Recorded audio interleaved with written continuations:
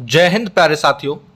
आप सभी का विमल क्लासेस सिविल सर्विसेज के एजुकेशनल फाउंडेशन में स्वागत है।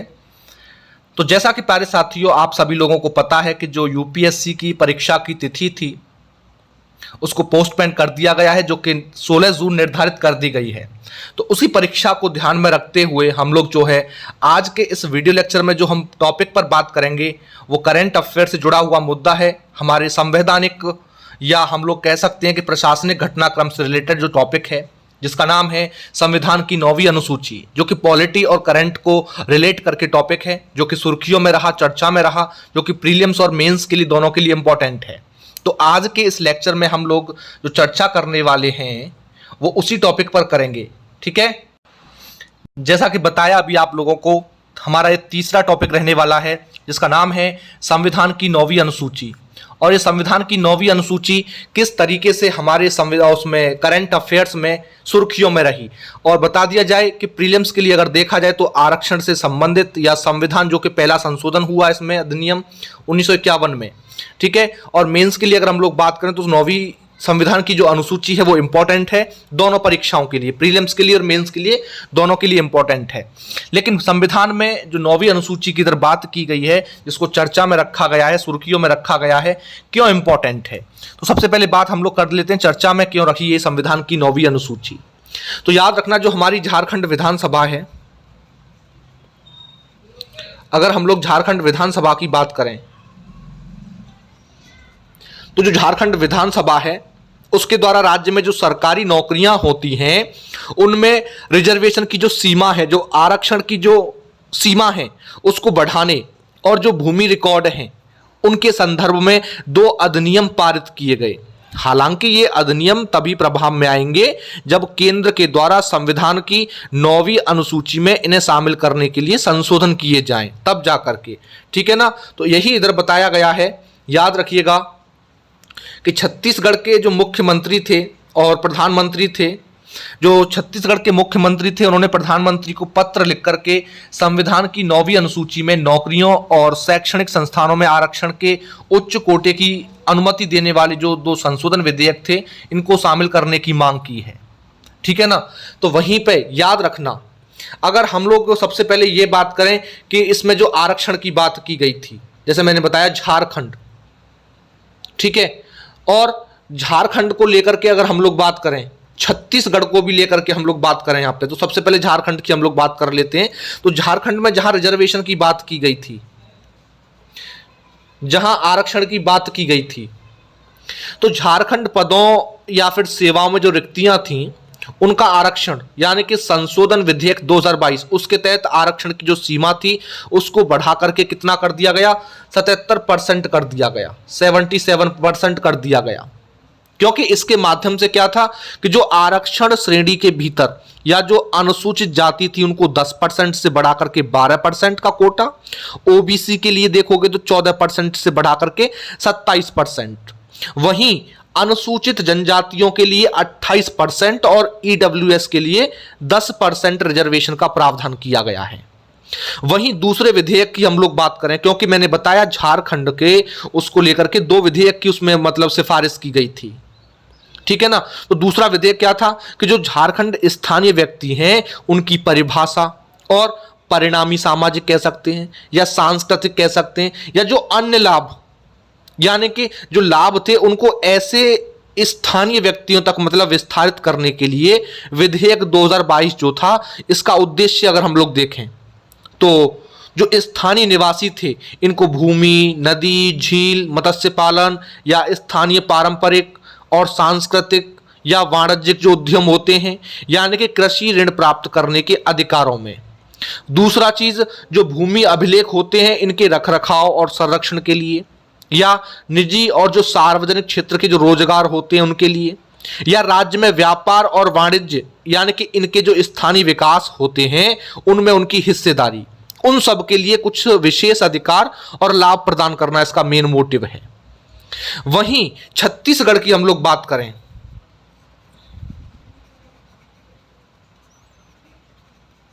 छत्तीसगढ़ की, तो झारखंड राज्य जो है सरकार, जो झारखंड राज्य सरकार है उसकी तरह देखोगे तो छत्तीसगढ़ विधानसभा के द्वारा भी सरकारी नौकरियों में आरक्षण और शिक्षण संस्थान, इनमें प्रवेश के जो मामले हैं, इनमें अलग अलग श्रेणियों को जनसंख्या के, पॉपुलेशन के मतलब रेशियो के आधार पर आरक्षण कोटे को बढ़ाकर के 76% करने के लिए 2 संशोधन विधेयक पारित किए गए।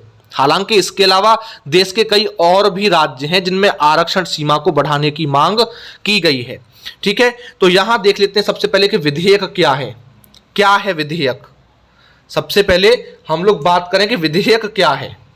ठीक है, विधेयक की बात यहां पे हम लोग कर लेते हैं सबसे पहले।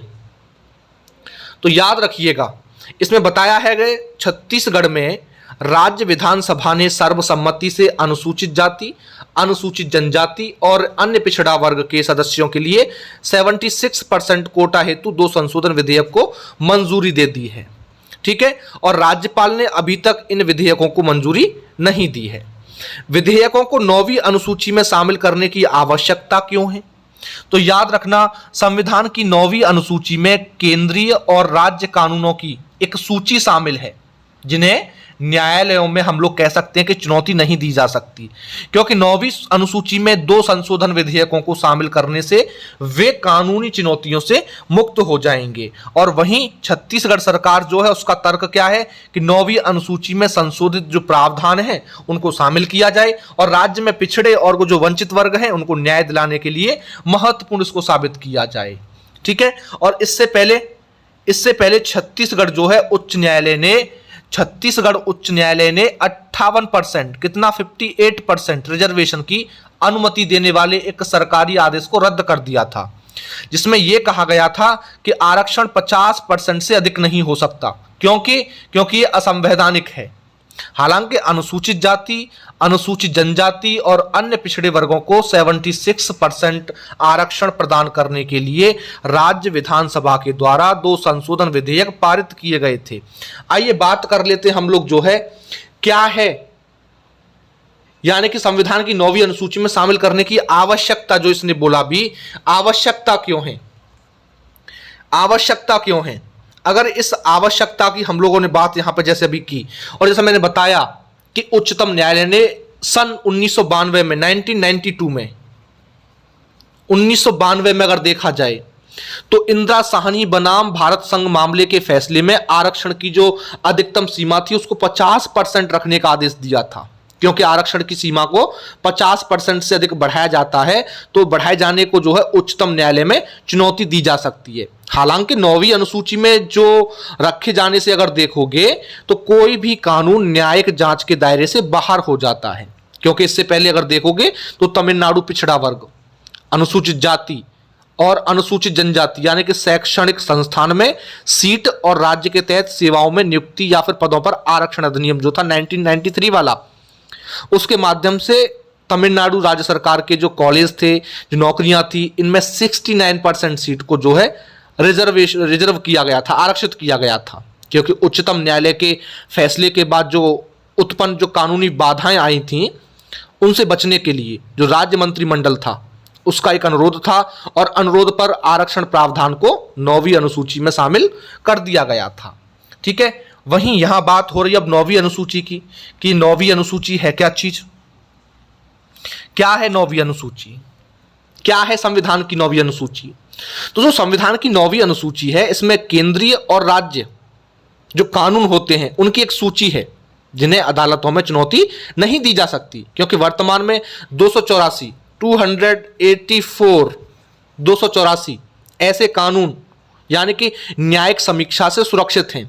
और इस अनुसूची के तहत देखोगे तो संरक्षित अधिकांश कानून जो है कृषि या फिर भूमि के मुद्दों से रिलेटेड हैं, क्योंकि इस अनुसूची को पहली बार 1951 में पहले संविधान संशोधन के माध्यम से शामिल किया गया था और संविधान के पहले संशोधन के तहत आर्टिकल 31 के तहत आर्टिकल 31A और 31B को जोड़ा गया, क्योंकि इसे सरकार के द्वारा कृषि सुधार से संबंधित जो कानून है उनकी रक्षा करने और जमींदारी की प्रथा को समाप्त करने के लिए लाया गया था। लेकिन जो 31A है कानून, इसके वर्गों को सुरक्षा प्रोवाइड करता है, वहीं 31B जो है जो विशिष्ट कानून है या जो अधिनियम है उनको ढाल देता है, क्योंकि पहले संविधान संशोधन के माध्यम से 9वीं अनुसूची में 13 कानून जोड़े गए थे कौन कौन से? अब जोड़े गए थे कितने? 13। इसके बाद क्या हुआ? 1955, 1964, 1971, 1974, 75, 1976, 1984 और 1990, 1994, 1999। इनके बाद में संशोधनों के माध्यम से ऐसे जो संरक्षित कानून थे इनकी संख्या को कितना कर दिया गया था? 284 कर दिया गया था, 284 कर दिया गया था। वही इसमें कहा गया है कि इस अनुसूची में केंद्रीय और राज्य सरकार की एक सूची है जिसे न्यायालय में चुनौती नहीं दी जा सकती, जिसे संविधान प्रथम संशोधन अधिनियम 1951 द्वारा जोड़ा गया। पहले संशोधन में अनुसूची में 13 कानूनों को जोड़ा गया, बाद में अलग अलग संशोधनों सहित वर्तमान में संरक्षित कानूनों की संख्या कितनी हो गई है? 284 हो गई है। और यह नए अनुच्छेद 31B के तहत बनाया गया था, जिसे अनुच्छेद 31A के साथ सरकार द्वारा कृषि सुधार से संबंधित कानूनों की रक्षा करने और जमींदारी प्रथा को समाप्त करने हेतु लाया गया था। वहीं आर्टिकल 31A कानूनों के उपबंधों को सुरक्षा प्रोवाइड करता है। आर्टिकल B देखोगे तो जो विशिष्ट कानून है या जो अधिनियम है उनको सुरक्षा प्रदान करता है, लेकिन अनुसूची के तहत जो संरक्षित अधिकांश कानून है, मैंने बताया कि कृषि और भूमि के मुद्दों से रिलेटेड हैं और सूची में अन्य विषय भी शामिल हैं। अनुच्छेद 31B में क्या है? एक पूर्वव्यापी संचालन भी है, जिसका अर्थ है कि यदि कानूनों को असंवैधानिक घोषित किए जाने के बाद 9वीं अनुसूची में शामिल किया जाता है तो उन्हें उनकी स्थापना के बाद से अनुसूची में माना जाता है, अतः उन्हें वैध माना जाता है। वहीं इस तथ्य के बावजूद कि अनुच्छेद 31B न्यायिक समीक्षा के बाहर है, तो सर्वोच्च न्यायालय ने पहले कहा है इस चीज को कि 9वीं अनुसूची में सूचीबद्ध कानून भी समीक्षा के अधीन होंगे यदि वे मौलिक अधिकारों या फिर संविधान के मौलिक सिद्धांतों का उल्लंघन करते हैं तो। ठीक है, लेकिन यहां कह रहा है कि 9वीं अनुसूची के कानून न्यायिक जांच से पूरी तरह मुक्त हैं। लेकिन इससे पहले हम लोग बात कर लेते हैं कि न्यायालय का मत क्या था, या इसमें हम लोग ये समझ लें कि 9वीं अनुसूची के कानून न्यायिक जांच से पूरी तरह मुक्त हैं। तो सबसे पहले अगर हम लोग देखें तो केशवानंद भारती बनाम केरल राज्य 1973, क्योंकि इस मामले की सुनवाई के दौरान क्या हुआ था, अदालत ने गोलकनाथ मामले के फैसले को बरकरार रखा और भारतीय संविधान की जो मूल संरचना है उसकी एक नई अवधारणा पेश की। उसी के साथ ही न्यायालय ने यह चीज कही थी कि संविधान के जितने भी प्रावधान हैं उनमें संशोधन किया जा सकता है, लेकिन ऐसे संशोधन जो संविधान के मूल ढांचे को प्रभावित करते हैं वे न्यायालय के द्वारा रद्द किए जा सकते हैं।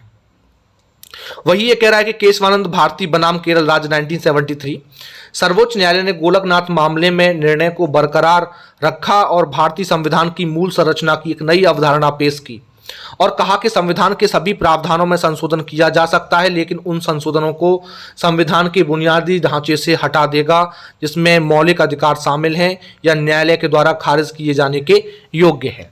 बात करें बामन राव बनाम भारत संघ 1981 के बारे में, तो इस मामले में क्या था कि जो उच्चतम न्यायालय था उसने इस बात को कहा था कि ये संशोधन या वो संशोधन जो संविधान में 24 अप्रैल 1973 यानी केशवानंद भारती मामले के निर्णय की तिथि से पहले किए गए थे वे वैध और संवैधानिक हैं। हालांकि इस तिथि के बाद के जो संशोधन है उनको संवैधानिकता के आधार पर चुनौती नहीं दी जा सकती। ठीक है ना, उन्हें संवैधानिक उस पर चुनौती नहीं दी जा सकती। उसके बाद अगर हम लोग बात करें IR कोलो बनाम तमिलनाडु राज्य 2007 के बारे में, तो इसका क्या मामला था, इसमें याद रखना इस मामले में तो ये था कि जो उच्चतम न्यायालय है उसकी जो 9 न्यायाधीशों की एक पीठ थी उसने एक सर्वसम्मत फैसले में इस बात को कहा था कि 9वीं अनुसूची के तहत रखे गए जो कानून हैं उनको मौलिक अधिकार के उल्लंघन के आधार पर चुनौती नहीं दी जा सकती, लेकिन उन्हें संविधान के मूल संविधान का जो ढांचा है उसके उल्लंघन के आधार पर चुनौती दी जा सकती है। ठीक है, ये माना गया था कि 24 अप्रैल 1973 के बाद 24 अप्रैल 1973 के बाद लागू होने पर आर्टिकल 14, 19, 21 इनके तहत हर कानून का परीक्षण किया जाना चाहिए। इसके अतिरिक्त न्यायालय ने अपने पिछले निर्णयों को बरकरार रखा और घोषित किया कि किसी भी अधिनियम को चुनौती नहीं दी जा सकती यदि यह संविधान की मूल संरचना के अनुरूप नहीं है तो न्यायपालिका द्वारा जांच के लिए खुला है। इसके अलावा यह भी कहा गया कि यदि 9वीं अनुसूची के तहत किसी कानून की संवैधानिक वैधता को पहले बरकरार रखा गया है तो भविष्य में से फिर से चुनौती नहीं दी जा सकती। हालांकि इसके बाद हम बात करें आगे की राह क्या हो सकती है, तो किसी भी कानून या सरकारी नीति पर देखोगे तो न्यायिक समीक्षा की अनुमति, शासन के तीनों स्तंभों में मतलब के संतुलन को बनाए रखने के साथ ही जो नागरिक होते हैं उनके अधिकारों की भी सुरक्षा को सुनिश्चित करने का एक महत्वपूर्ण उपकरण प्रदान करता है।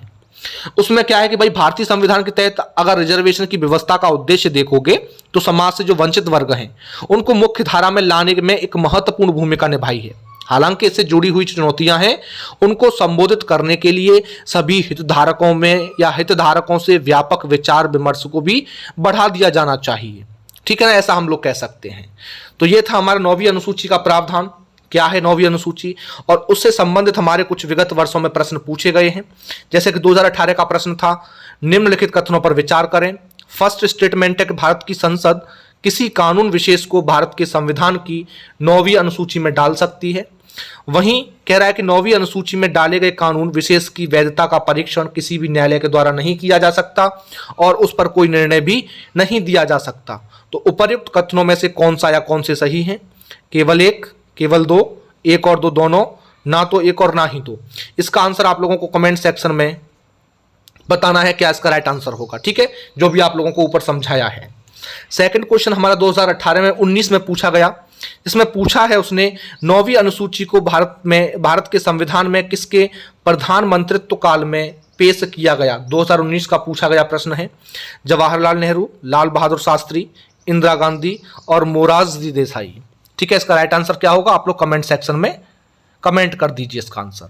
ठीक है, तो उम्मीद करता हूं कि जो भारत की 9वीं अनुसूची, संविधान की जो 9वीं अनुसूची थी, जो आप लोगों को इसमें बताया करंट अफेयर से रिलेटेड थी, संविधान की 9वीं अनुसूची, तो सब क्लियर हो गया होगा।